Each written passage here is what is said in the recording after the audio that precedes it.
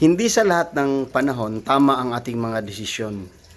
There are times na magkakamali talaga tayo and dapat tanggapin natin na habang buhay pa tayo, anytime pwede tayong magkakamali.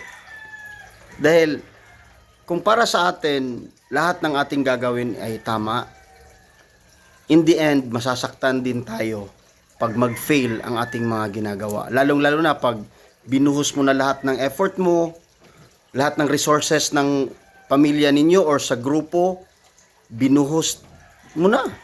Pero in the end, failure pala.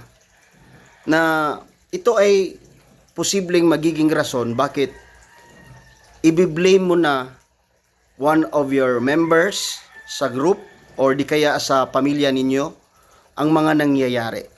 And once ang grupo or organization full of blaming, yan ang simula bakit magkawatak-watak ang grupo.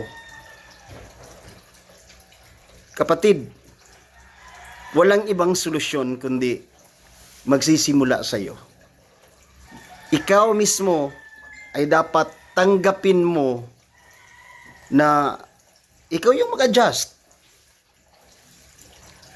All failures that will serve as lessons. Dahil kung hindi mo matatanggap ang pagkakamali, mahihirapan kang mag-move on. Mahihirapan kang gumawa ng mas nakakabuti.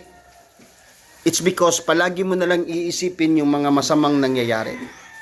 Kapatid, huwag kalimutan habang buhay pa ang tao, may pag-asa. Kaya, tara na! Go lang tayo.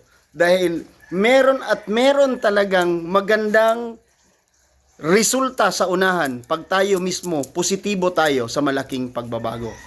Sa lahat ng mga nangangarap at nagsusumikap, tuloy tayo.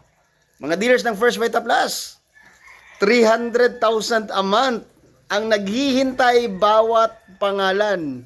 Kaya, go tayo. God bless!